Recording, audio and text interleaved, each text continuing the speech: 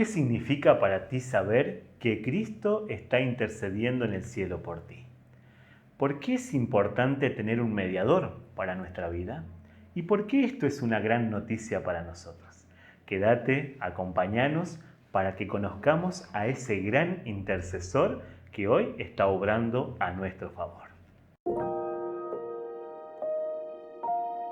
Querido Dios, gracias porque una vez más nos podemos encontrar para poder estudiar acerca de la Biblia, de tu palabra, Señor. Acompáñanos ahora y guíanos. En el nombre de Jesús, amén. Amén. Bien, y seguimos con este interesante tema que estoy seguro, Gise, que muchas personas que nos están acompañando están siendo bendecidos con esto. Que es importante conocer la palabra de Dios. ¿Sabes, querido amigo? Leí en algún momento que no hay mayor felicidad para el hombre conocer cuál es el plan y el propósito para su vida. A través de la palabra de Dios, una de las cosas que vamos a encontrar es el plan que Dios tiene para nosotros y cuál es el propósito que tiene para nuestra vida. Así que te animamos a que sigas profundizando el conocimiento de la palabra de Dios, que nos sigas acompañando y que puedas solicitar a través del numerito que aparece en pantalla y suscribiéndote al canal en el cual nos estás viendo para que constantemente recibas estos datos interesantes y a la vez puedas recibir algún material que te ayude a conocer y profundizar más las Sagradas Escrituras. Venimos hablando de temas que están acompañados con la historia, que han tenido un cumplimiento real y muy claros para que nosotros podamos reconocer la veracidad de la palabra de Dios. Y vamos a hablar ahora de un tema que no es menor, que no carece de importancia y que está relacionado con lo que veníamos hablando en estos programas atrás. Vamos a hablar acerca del santuario. No sé si has escuchado hablar en algún momento de ello, pero hoy vamos a tocar este tema porque es un tema muy importante que queremos que conozcas. Hablamos de que Guillermo Miller, a través de el estudio fuerte o bien dedicado al estudio de la palabra de Dios, fue descubriendo cosas relacionadas con el tiempo del fin. Y hay palabras que tienen que ver con el tiempo del fin. Quizás hoy escuchamos mucho hablar del juicio de Dios, ¿sí? Claro. Guillermo Miller descubre que la profecía que cita Daniel 8:14, que hablaba de una profecía de tiempo, cerraba con la purificación del santuario.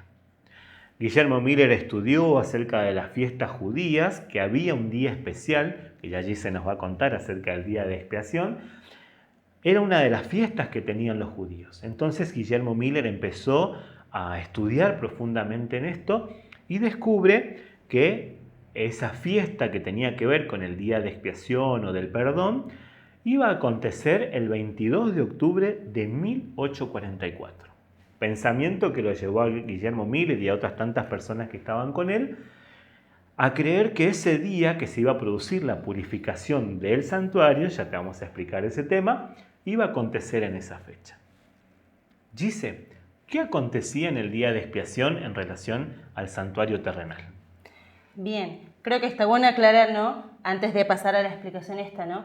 Que hablamos de un santuario terrenal como modelo de un santuario que está en el cielo también, ¿no? Dios le indicó a Moisés en el tiempo antiguo cómo construir el santuario y este santuario terrenal era un modelo, digamos, del que teníamos en el cielo, ¿no? Y había diferentes lugares en el santuario, capaz que vos después podés ahondar más y no me voy a dilatar tanto a responder a tu pregunta. ¿Qué pasaba el día de la expiación? ¿Sí? Era un día muy importante para el pueblo de Israel. ¿Por qué? Porque en ese día se limpiaba de pecado, si se pudiera decir, a todo el pueblo. Un sumo sacerdote entraba a uno de estos lugares que tenía el santuario, el lugar santísimo, ¿verdad? A poder interceder ante Dios por los pecados de cada una de las personas del pueblo. Obviamente el pueblo antes debía hacer toda una preparación, ¿cierto? Una preparación de corazón, presentarse a Dios, confesar sus pecados. Eso era muy importante, porque si no, si había alguna persona que quizá no había arreglado sus cuentas con Dios, ¿verdad? El sumo sacerdote al entrar en el lugar santísimo podía morir, ¿sí? Entonces, bueno, básicamente eso se hacía en el día de la expiación, había todo un proceso más, implicaba animales, implicaba ciertos ritos que eran símbolos, ¿no? de lo que sería el plan de salvación que Jesús llevó adelante por nosotros. Exactamente. Era un día muy importante, de hecho, para el pueblo, como decía Gise, porque era el día del perdón, o el del día del Yom Kippur, como se lo conoce también desde la colectividad judía, la festividad que realizan, ¿no? Hay algún dato importante que quiero compartir con ustedes. A la altura que del año 1844, o aproximado a ese año que Guillermo Miller estaba estudiando, allí hubo una interpretación que él le faltó, podemos llegar a decirlo así, ¿no? En 1844 ya había pasado mucho tiempo de la muerte de Cristo y según las Escrituras, cuando Jesús muere, dice el texto en los Evangelios que el velo del templo se rasgó. Ese velo del templo se rasgó era una señal de que se le ponía fin a este sistema de sacrificios que el pueblo venía haciendo. Cada sacrificio de corderitos que se hacía a diario y especialmente ese día de la expiación simbolizaba o representaba a Cristo el Cordero de Dios. Cristo muere y ya no hubo más necesidad de sacrificar corderitos. Entonces, quiere decir que ese santuario terrenal ya no estaba funcionando para 1844. Ya habían pasado mucho tiempo en donde ya no había un santuario terrenal que tenía que ser purificado.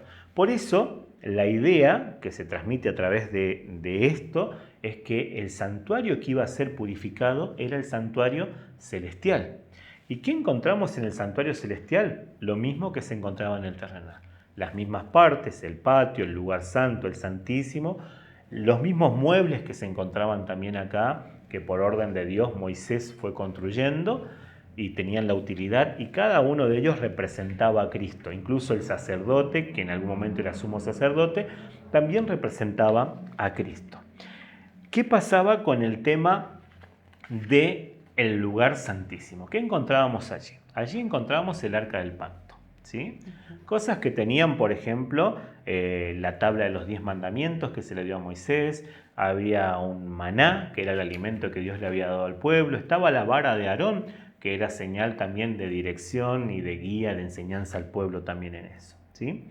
Ese día de expiación, el sacerdote pasaba del lugar santo, que era donde diariamente se sacrificaba y se esparcía la sangre, al lugar santísimo una vez al año, ¿sí? ¿Qué ocurrió en esta fecha importante?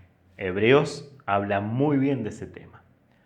No se iba a producir la purificación del santuario terrenal, sino que comenzaba la purificación del santuario celestial, ¿sí? Tal cual. Y ahí empieza una palabra importante, dice, el juicio. ¿En qué consiste el juicio? Qué interesante, ¿no? Porque la palabra juicio generalmente tiene una connotación negativa. O sea, pensamos en juicio, en los juicios que nosotros conocemos, lo que vemos que por ahí sufren, o sea, pasan las personas que infringen la ley, ¿verdad? Que muchas veces hasta inocentes van a un juicio como si fueran culpables de diferentes situaciones, ¿no? Y bueno, el día de la expiación también implica juicio, ¿sí? ¿Por qué? Porque ese día es el momento en el que cada persona se recibe, ¿sí?, recompensas en base a las decisiones que ha ido tomando. Si has decidido por Dios, la recompensa es la vida eterna. Si no has decidido por Dios, las consecuencias, de la muerte eterna, ¿verdad? Entonces, es un día muy importante, el día del juicio. Bueno, como lo es para los judíos hoy, porque ellos también siguen manteniendo esto, ¿no? También para nosotros, después de conocer el significado bíblico, ¿no?, de lo que es el paso de Jesús como sacerdote, ¿no?, del lugar santo al lugar santísimo como sumo sacerdote. Exactamente. Y en el contexto del juicio, Apocalipsis 14, en el mensaje de los 3 ángeles, comienza diciendo: temed a Dios y dadle gloria, porque la hora de su juicio ha llegado. En el cumplimiento profético, querido amigo, a partir de 1844 comenzó lo que llamamos el juicio investigador. Los libros fueron abiertos y cada persona habitante de esta tierra comienza a ser juzgada en este juicio investigador. Por eso el llamado importante es que temamos a Dios, que demos gloria a Dios, porque la hora de su juicio ha llegado. Y es una invitación que nuestro Señor Jesucristo nos hace constantemente. Y así, con la misma actitud que tenían los judíos para el día de expiación, también se nos llama a tener un corazón contrito, a humillarnos delante de Dios, a reconocer nuestras faltas, nuestros pecados, para que el día que el Señor venga podamos recibir en ese día especial la mayor recompensa que tiene para nuestra vida. Quería agregar, me parece bueno, que esto también por ahí lo destacamos en otros ámbitos, ¿no? El tema de quitarle la connotación negativa a este juicio, ¿sí? Porque hoy y cada día es una nueva oportunidad de poder acudir a Jesús y de pedirle que perdone mis pecados, que nos limpie, que nos haga con un corazón nuevo, ¿no? Que nos dé un corazón nuevo. Entonces, si estamos conduciéndonos así todos los días de nuestra vida, el juicio prácticamente ya está ganado hoy, ¿sí? A ver, aparte, la ventaja de tener a Jesús como nuestro abogado ante Dios, ¿verdad? Intercediendo por mí, por Gise, por Darío y por cada uno de los que están del otro lado también, ¿no? Pidiendo a Dios que nos dé oportunidades, una nueva chance para empezar de nuevo, ¿verdad? Nada.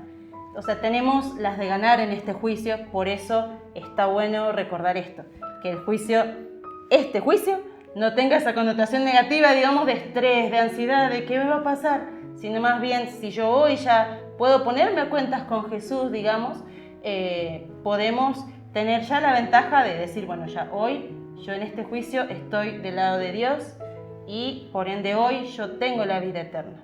Es una decisión todos los días, no, o sea, es hoy, es mañana, pasado mañana y así hasta que Jesús vuelva. Exactamente.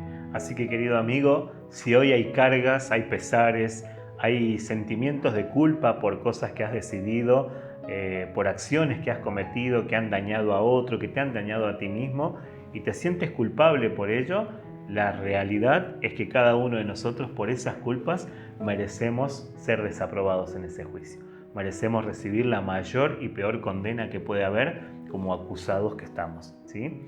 Pero Jesús derramó su sangre y hoy está abogando por tu salvación, para que tengas la libertad de disfrutar de su compañía con toda la expectativa, como decía Gise, de un juicio ya ganado. Tienes que acercarte a Cristo, tienes que conocerlo a Él, hacer de Él tu mejor y único Salvador, quien puede otorgarte esta libre culpa para acceder a la vida eterna. Que así como estos grandes hombres descubrieron estas grandes verdades reveladas en la palabra de Dios, que también en este momento en donde se está llevando a cabo un juicio y la misma palabra de Dios dice que todo será llevado a juicio, toda obra alguna, sea buena, sea mala, sea oculta, y también San Pablo dice que todos debemos comparecer ante el juicio, o sea, nadie vamos a escapar de ello. Creo que es un momento especial para acercarte a Jesús. Creo que es un momento especial para que abras tu corazón con Él, para que le cuentes todo lo que está guardado allá adentro, sea bueno, sea malo, sea triste. Créeme que no hay un lugar más oscuro o más lejos que haya llegado que Dios no tenga el alcance. Y hay una frase muy linda que me gusta repetirla, es que nada de lo que hayas hecho o de lo que hayamos hecho hará que Dios nos ame menos. Que en estos momentos vivas esta expectativa de juicio con mucha tranquilidad, pero especialmente acercándote a Jesús, que es tu abogado y está intercediendo por vos en el santuario celestial. Que el Señor te bendiga.